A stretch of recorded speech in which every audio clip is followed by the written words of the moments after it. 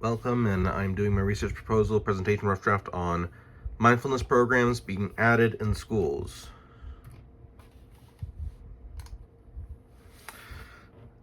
The rising incidence of mental health challenges among teens has become a critical issue for both educators and healthcare providers. The mental health issues cause major disruptions in day-to-day functioning and can take many different forms, such as anxiety, depression, behavioral health problems, and many others for that matter. Recent research has indicated that mindfulness-based interventions may effectively alleviate anxiety and enhance emotional regulation in this age group. The primary research questions in this proposal are: how do mindfulness programs impact the mental health and well-being of teens in public schools? And what are the barriers to implementing mindfulness programs in public school settings? The hypothesis is that students participating in the mindfulness programs will show significant improvements in stress management, emotional regulation compared to those who do not participate. The hypothesis of this is that the study implementing mindfulness programs in high schools will lead to a significant reduction in anxiety levels and improvement in emotional regulation among students. The proposed explanation is supported by existing literature indicating that mindfulness practices can foster greater awareness and acceptance of emotions, thereby mitigating anxiety symptoms. The study's proposal's main hypothesis is that high school students' mental health will be considerably improved by taking part in the school-based mindfulness program, as evidenced by improvements in general emotional regulation and its decreases in anxiety and sadness.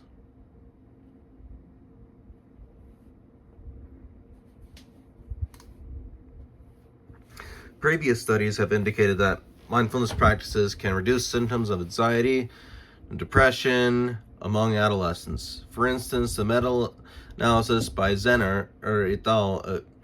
Back in 2014 found that mindfulness interventions significantly improved the psychological well-being and resilience of youthful populations. The hierarchical framework for this research is based on the biopsychosocial model, which posits that biological, psychological, and social factors influence mental health outcomes. Mindfulness training addresses these dimensions by promoting self-awareness, emotional regulation, and social connectedness. Additionally, such studies as those conducted by Kang et al. Way back in 2011 highlighted the role of mindfulness in enhancing cognitive flexibility and attention control among adolescents, which are critical skills for academic success.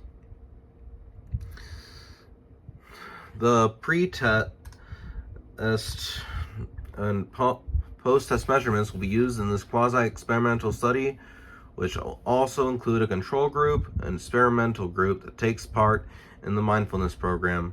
Over the course of 8 weeks, the program will include weekly sessions that include breathing techniques, social awareness conversations, and guided meditation. This study will employ a mixed methods approach to combining quantitative surveys and qualitative interviews. Participants will include high school students from diverse backgrounds who will engage in the 8-week mindfulness program. Data collection will involve pre- and post-intervention assessments using standardized questionnaires measuring stress levels, emotional regulation, and overall mental health. Qualitative data will be gathered through focus group discussions to gain insights to student experiences with the program. In order to guarantee the maximum exposure and student participation, announcements will be made at school assemblies as part of the voluntary sign-up procedure. Flyers will also be carefully placed around the schools to reach anyone who may not be able to make it to the assemblies or would rather sign up in private. Or this does risk expanding the margin of error, as some people may argue that a sign up in private will have a different result than those who sign up in say a more public background. Flyers will also be carefully placed around For everyone under the age of 18, parental agreement must be carefully secured before such participation in order to respect ethical standards and safeguard the rights of kids taking part in the study. Theoretical results may show that participants' anxiety levels are statistically significantly lower than those of control group. For instance, post-intervention anxiety ratings may fall to an average of 15 if pre-intervention anxieties 25 on a scale of 0 to 40. Additionally, research has shown that such programs improve students' emotional intelligence, overall anxiety symptoms, enabling them to comprehend both their own and other people's feelings. And hypothetical data presentation findings also include that qualitative data may illustrate themes such as increased self-awareness and improved peer relationships as reported by students during focus groups. These findings would support the quantitative results indicating the positive outcomes from mindfulness program. This is the reason why a quantitative study would potentially prove more effective for this particular research proposal.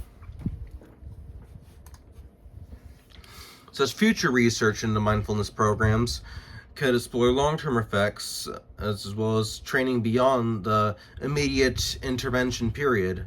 Additionally, studies could investigate how different demographic features influence effectiveness of these programs across various school environments.